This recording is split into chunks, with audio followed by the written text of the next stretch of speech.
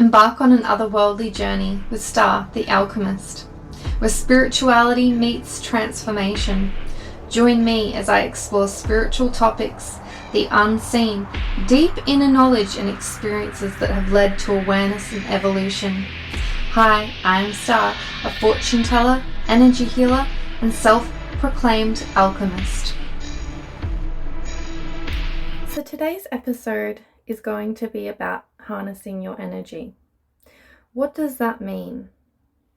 That means that you will be looking at life differently.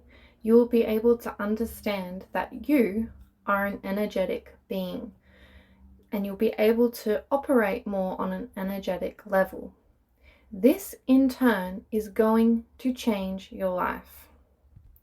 Once we start to understand that we ourselves are energetic beings, we can change our ways and we can change our life in a massive way. We shift our mindset, we shift our ways of being, and we operate from a completely different level. It's a completely different level of consciousness and a completely different level of being. So, to operate from a level of understanding your energetic being, you need to start understanding yourself and being more with yourself. As much as possible, if you can become more in sync with your own energy, through alone time, you start to understand your own wavelength. Understand the wavelength which you operate from. Understanding your own wavelength allows you to be able to keep and curate your own energy.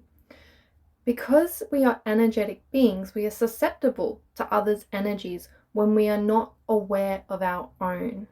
Now, this is important. It's especially important for very extroverted selves and our being.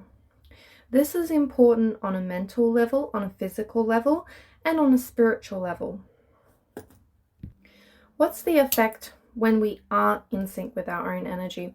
When we don't respect the laws of energy, when we don't understand, we don't listen to ourselves, what is the effect of this? The effect can be ill health, the effect can be chaos, the effect can be negative energies influencing our lives and directioning us in a particular way which we don't want to go. None of these. So that's why it's so important to understand energy and understand our own energy and our own well-being and the way that we operate ourselves.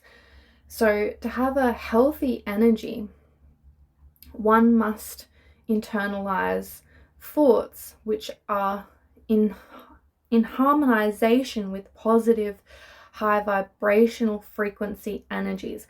Now, we're human beings, and it's simply impossible to have this onslaught of positive thoughts all the time. It's just simply not possible, because there's also a wavelength of energy which everyone on earth is attuned to.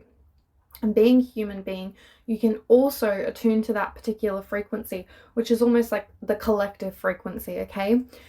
And through that, it can be discombobulating to your mind, because you can have interferences with your energy through these wavelengths, you see. And it can happen in a way that it can cause, one would describe as being intrusive thoughts or paranoia or negative attunements to your energy. So the way which we can harmonize this issue is, again, going back to my main message, which is harnessing your own energy. Because when you're attuned with your own frequency and your own level, you're able to almost turn down the volume of the collective energy, the collective frequency. You're able to switch off to thoughts which are not your own, have this autonomy of your energy. And it's not linear, you know, it's not going to be clear cut. It's not going to be easy flow all of the time. Once you start to accept that you're an energetic body, it's not just going to happen like with the blink of an eye. Everything's just going to alchemize and come full circle. This takes work. This is a constant work in progress, because as you attune to your own energetic body, you're going to also become very aware of others' energetic fields and, you know, the layers of those. Okay, so it's a work in progress. So let's go back to the core foundation of harnessing your own energy. Sitting alone with self is definitely a way that one can become akin and attuned to their own energy. With this awareness of energy in the self, one is able to, like I said, tune out to anything which is not of high vibration, which is not of a higher frequency. Okay. Another way that we harmonize and connect with our energy is through nature. Nature is the gift of source, the gift from God. However you like to describe the higher being or powers at play, this is nature. It comes naturally to this earth. And when we actually listen to nature, it gifts us with frequency flow. It gifts us with harmonization of our energy. Trees, they give off the most high vibrational frequencies. When we put our palm to a tree, it completely clears us, harmonizes us. Flowers do it. Any sort of connection to nature. That's why we talk about earthing. We talk about taking the actual shoes off and feeling your feet on the earth. The earth itself has frequencies, okay? And they can then permeate through our feet and go up into our chakras, okay? This leads me to my next point. Nature being water. This is the perfect cleansing tool of our energy. We dismiss the importance of a shower, of, you know, swim in a creek, in the ocean. This is purifying and the ultimate energetic cleanse. We don't realize the subtle energies that we hold in our field, the things that we pick up on throughout our day and we subconsciously hold in our field. We aren't aware.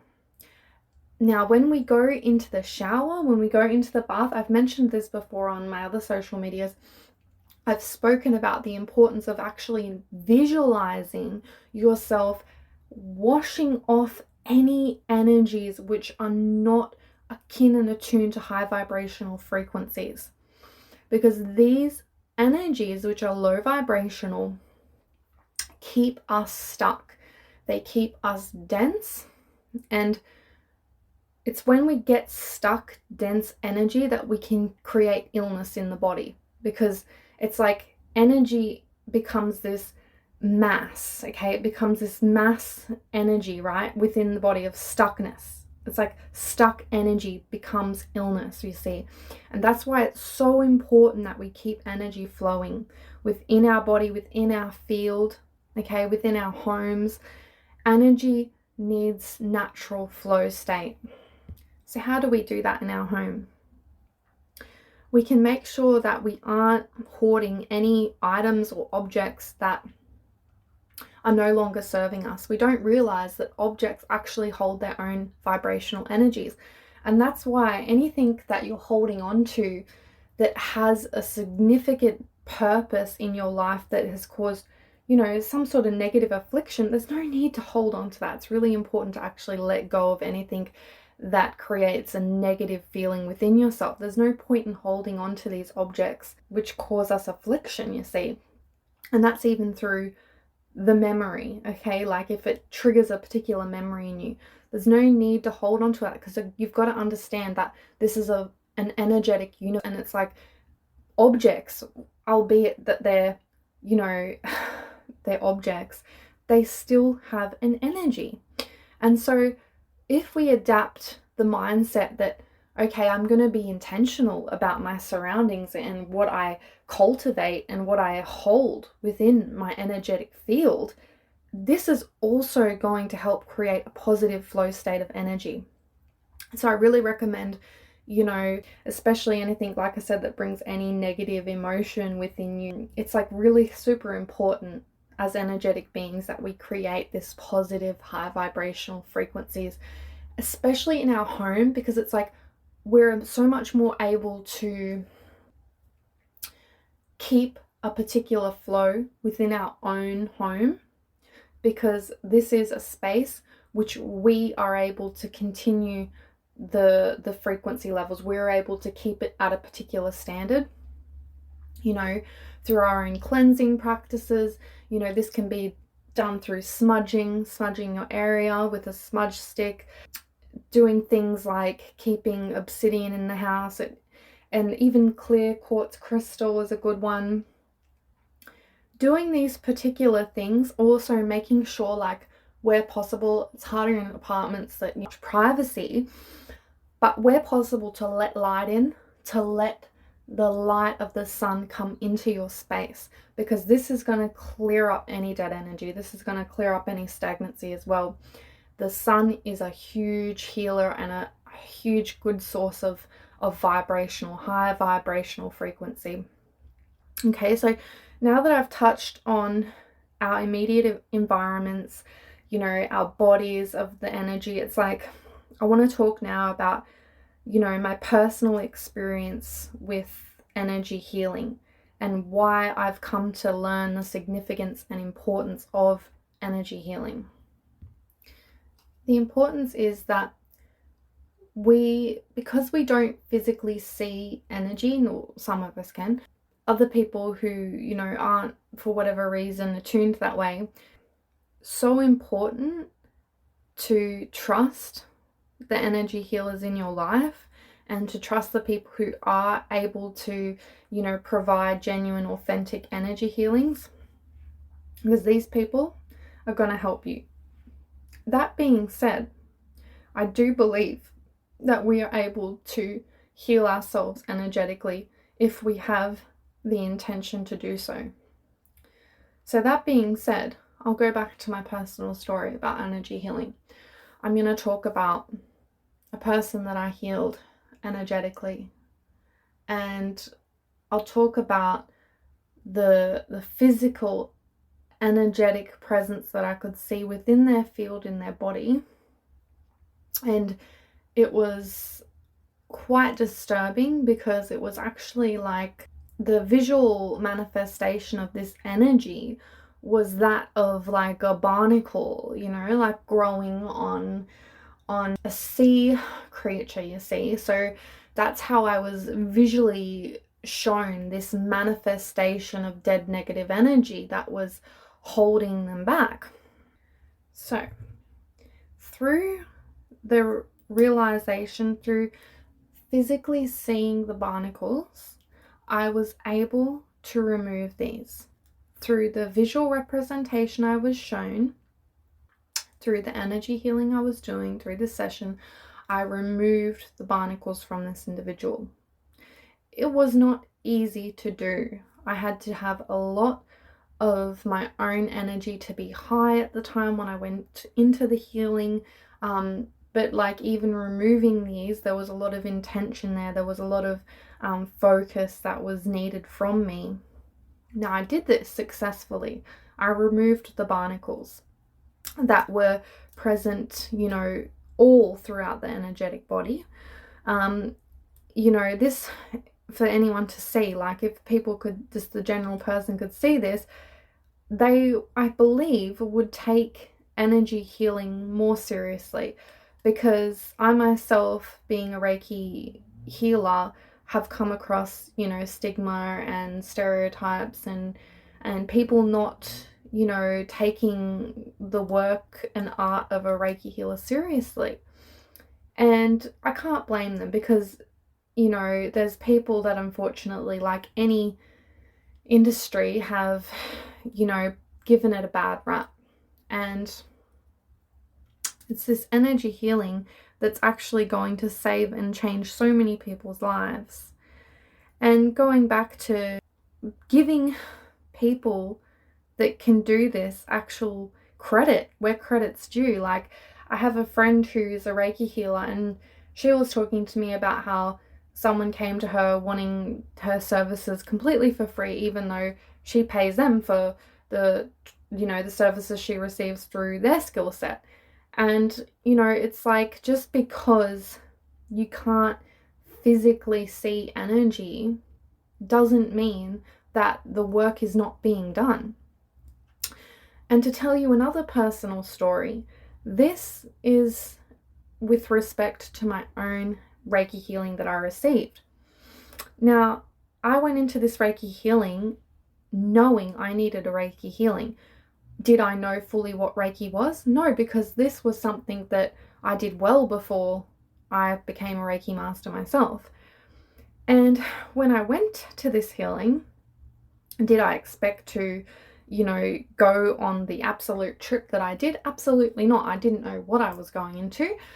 So when I was put under my Reiki healing, I could feel myself in the astral plane. I was in the astral plane, and I looked down at my foot, and there was a massive, gigantic, so it was like a slug, like a gigantic slug, and it was attached to my leg. Now, this was being shown to me because it was showing me everything that was holding me back, but it was this slug energy. And it was really, really disturbing, because what I realized furthermore was that this slug wasn't even a slug that was something that was attached to me necessarily. It was holding on to me through its attachment to another person. So it's like, this goes to show our, when we connect with other people energetically, we can also unfortunately connect in with their, karma, with their energetic attachments, you see. So this was the visual representation of an energetic attachment. Now, when I went further into this Reiki healing, so this Reiki healer was guiding me through the healing, I was like, oh my God, okay, I'm recognizing this, and I was able to get this slug off me. I got it off, I kicked it off, like, I'm in this astral plane, and I say astral plane because it's like, this is the way I describe this, stars, this cosmos that I was flying through. I managed to kick the slug off. Now, when I did that, I felt ultimately a lot better. Along with it, albeit the person attached to it also went. And then I also was able to see myself from above. You could describe it from seeing yourself, like remote viewing is the words that come to mind. And I looked down at myself, and I could see this, woman experiencing low self-esteem, self-isolation, and all to the cage that I was having myself in, due to this negative attachment, this negative energetic attachment. I was placing myself in this isolative state. It was all connected, and this is what I could see through this remote viewing. While it was just me doing the dishes, this Reiki healing allowed me to see the significance, the deeper meaning behind that particular state of being. Now, moving on from that, the Reiki healer said, we'd had a discussion prior to the healing, and she sort of discussed, is there anything that you want to get out of today's session? And because I was new to Reiki and I wasn't really aware of, the art of Reiki and the purpose and everything, I sort of was a little bit, I guess, naive, you could say. And I said, well, I would love to connect in with someone who's passed on, and I'm very connected to this soul, and I would like to connect in with them again, like just to feel them basically. And she goes, yep, great, we can do that. I'll guide you to this being, this person, this soul rather. I said, perfect, great. And of course, true to her word, this healer connected me through to this soul that has passed on. We had a beautiful embrace, and I was able to do this through this healing that she was giving me. I was able to physically see, like I was in this state. I was able to physically feel this embrace from this individual, and it just shifted so many things for me, knowing, and even being able to just see this individual and see that they had grown, they were continuing to grow in the spiritual realm, that they were happy. It just did a lot of healing for me. And that's why when I came back to, she brought me back to the physical reality, through the healing, it was finished, the session was over. And as you come back into your body, you know, through this energetic, you know, we have these energetic cords attaching us to earth, and as you come back into that physical body, because some people do leave, you know, during healing, not everyone, but some people do. I myself did. And I felt the connection. I felt my feet come back to earth.